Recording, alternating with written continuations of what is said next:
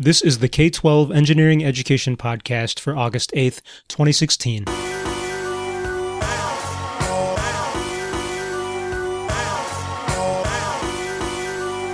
How do you prepare to train a room full of new engineering teachers? What's the thought process before leading the training and after? We're going to talk about that in two separate episodes, starting with part 1 today. Our guests are Melanie Kong and Natalie Weil, both engineers originally, and high school engineering teachers now, and they are about to lead a summer training session for 20 to 30 other teachers. This training covers a year's worth of engineering curriculum, all packed into 2 weeks in August. Guest engineer Southern Satyasilan helped moderate this conversation with me before the training session.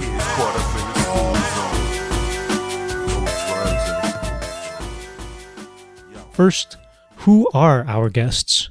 Here's Natalie Weil. So I have a degree in architectural engineering, and I was a practicing structural engineer for several years before I moved into the classroom. I started my teaching career teaching mathematics, and now I've been teaching, I think this is my 6th year, and I'll be teaching both math and engineering. This will be my 2nd year teaching engineering. And here's Melanie Kong. I got my undergraduate degree in chemical engineering as well as a teaching certificate, and I worked in consumer products and oil and gas industries before becoming a teacher. I'm going into my 3rd year teaching. I've taught science, math, and engineering, and I've taught engineering for 1 year. You can imagine how difficult it might be to find teachers with similar backgrounds. Natalie and Melanie are going to train teachers on an engineering curriculum named Engineer Your World, which they also use in their classrooms. The University of Texas at Austin developed Engineer Your World starting in 2009 as a National Science Foundation project, and, full disclosure, I also helped develop this curriculum when I used to work for UT. So why did Melanie and Natalie get involved with teaching engineering using Engineer Your World?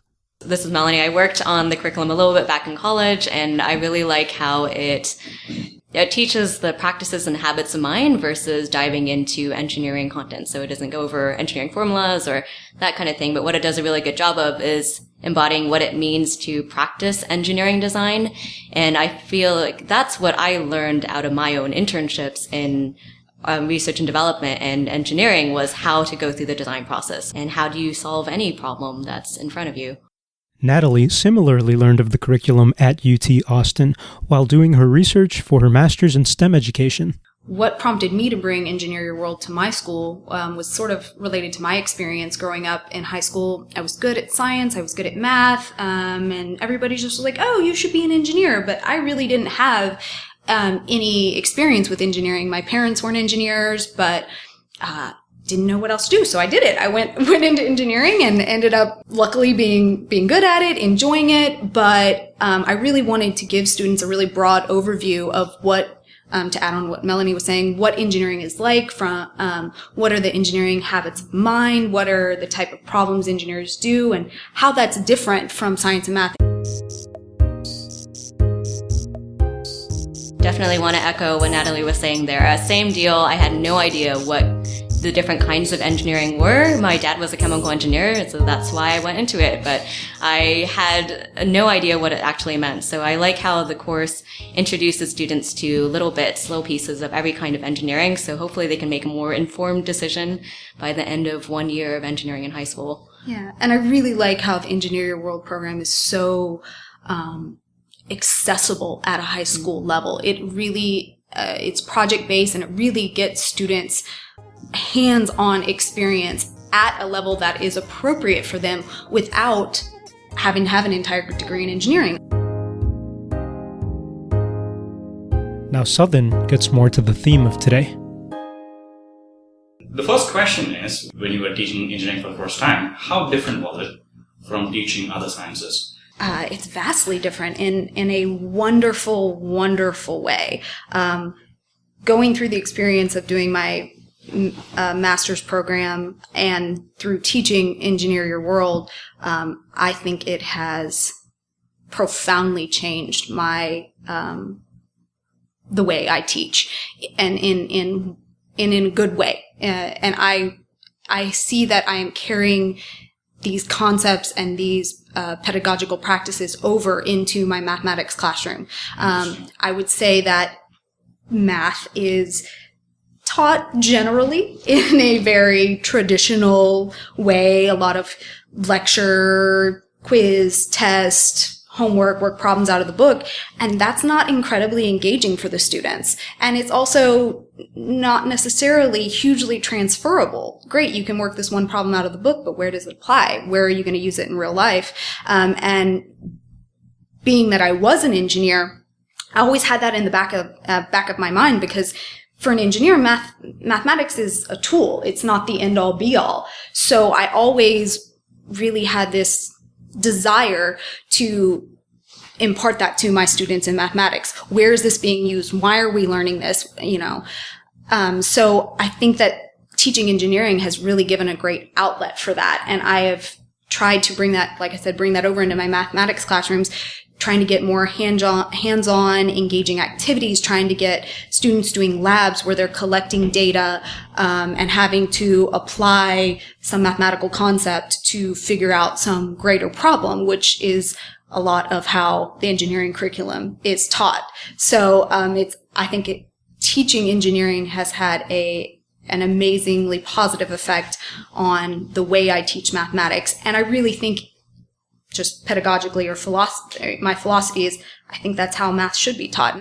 That was Natalie, and here's Melanie. I came from a program which really emphasized problem-based learning, so I actually carried a lot of the same teaching style over with me to engineering.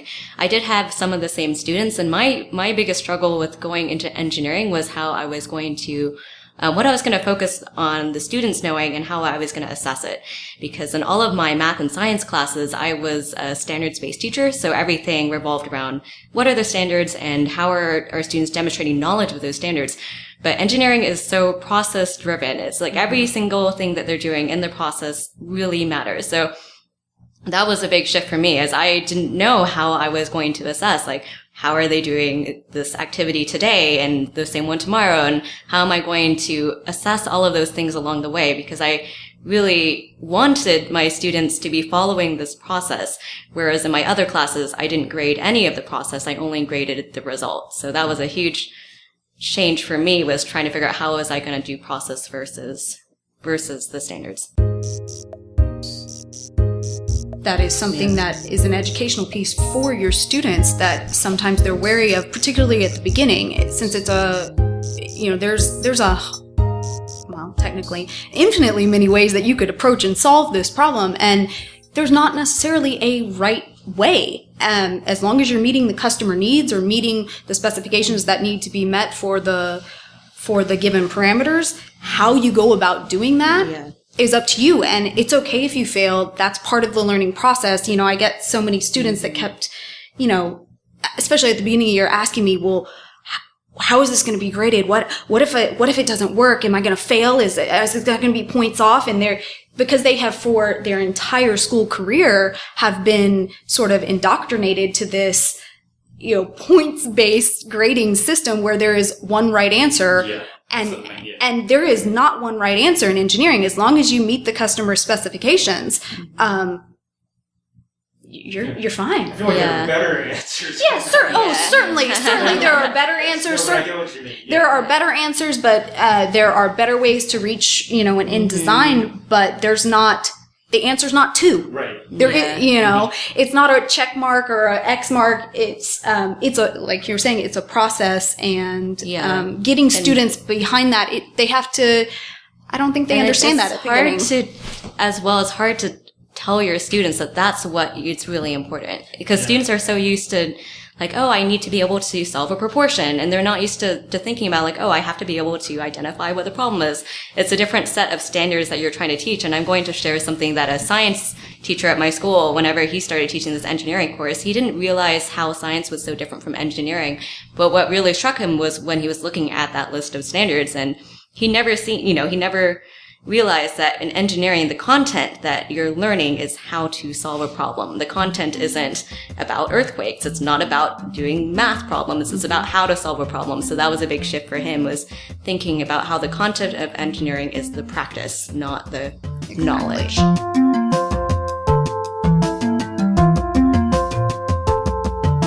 Okay, so one of those teachers that was interacting with me told me, this is the context for the conversation. Okay.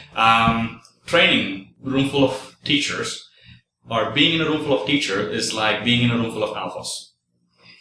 How do you deal with that? So that's pretty much where the question's coming from. So these are not your kids, these are not just students, or you're used to a certain kind of dynamics in the relationship. So here, that's not the case. And in addition to just delivering the content, you also need to train them from a perspective of teachers yourself, on your, drawing from your own experiences. So what's the outlook? What are you guys looking at moving towards this? So we are currently, so Natalie and I are currently observing a PD session in which we're watching other teachers train teachers. And what we have talked about is how important it is for the teachers to actually experience the course as if they were students, because we want the teachers to understand these are the problems that your students are going to face. These are some of the questions that might come to their mind. And we want them to have that authentic student experience so they can emphasize more with their students come the school year. But what we've been noticing, it's been really hard as teachers to stay in that the trainers stay in teacher mode and the teachers stay in student mode. So it's been hard to distinguish between when is teacher talk versus student talk time. We've had these conversations of it's really hard for the teachers to not be in teacher mode because they're teachers. And so when they're going through a project, they're thinking of it all from a teacher perspective. Well, how am I going to deliver this material? How am I going to manage these supplies? What am I going to do for this assessment? And when they're only focused on that, I think some of the experience is lost for them, can be, of truly what it's like to go through the design process or whatever project it is we're working on. So I think that's going to be one difficulty is managing that, helping the teachers to, for at least some portion of the time, try and stay in student mode so they can understand where their students are coming from. And then, okay, pause. Now let's have a conversation from teacher to teacher, from the teacher perspective, because of course that's important too. We want, them to not only experience it from a student perspective, but then also think about, okay, how are we going to deliver this, from a teacher perspective? But keeping that divide or keeping them in student mode for at least part of the time, I think is difficult. And I understand that as a teacher.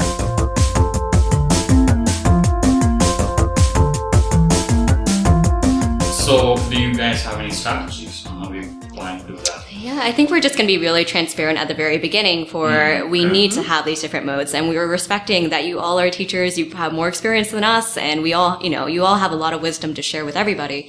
But to authentically experience this course, we do need to set up these norms for this is when you need to be thinking like you're a student versus this is when we can have conversations teacher to teacher. So we're definitely going to just spend a little bit of time at the beginning discussing what the philosophy behind what we're doing.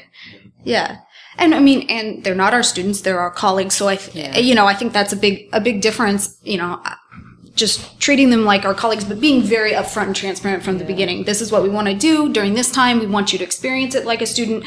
Try and, honor that process. And then I promise you, we will give you time to approach this from a teacher's perspective too. I think that's their worries or fears that, oh my God, when are we gonna, yeah. And so we've, developed ways, we want them to write questions down in their engineering notebook as they come up. We want them we have we've been using Padlet as sort of a parking lot for questions for them to. So Padlet is an online tool that you can use to keep track of that stuff. Yeah. So, hey, we understand when this question comes up when you're thinking about it in the moment. Awesome. Jot that down in your notebook or go jot it down on Padlet. So then when we come to the teacher time, we can come back and address it without distracting from the flow of the project. And we've talked about having specific time set aside too. So potentially lunch and learns, whereas like today we're going to discuss how to do notebooking, or we're going to discuss how to do team accountability. So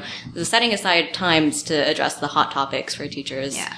Have you been to other professional developments? I have. I'm just curious. How is a professional development for engineering expected to be different from other professional developments? I've never been to a teacher professional development. So you're talking about like teacher. Oh, you're missing out. Yeah, I know. Let me tell you. with my characters. No, so a lot of the Hey, you can come to mine later this summer if you want. So I've also been to teacher, train the teacher PD as well. So like the similar, so that might be good to bring up as well. But they did a really good job of putting on the teacher hat and the trainer hat. So that the Mari trainer would actually specifically say, okay, now you're students, and he would, display putting on his trainer hat. So now, so now we're in this mode, and you are students, and you're taking notes as if you're students, you're asking questions as if you're students. So he had a really clear divide between this is the time that we're going to talk as if you are a student in the course versus this is the time that we're talking as if you are going to be teaching the course, because you are going to be. But a lot of the PD sessions I go to as a teacher, and we'll model a lot of the same, like the trainer will be a teacher and we'll be the students. We'll model the activities as students. So I do see that a lot. Yeah.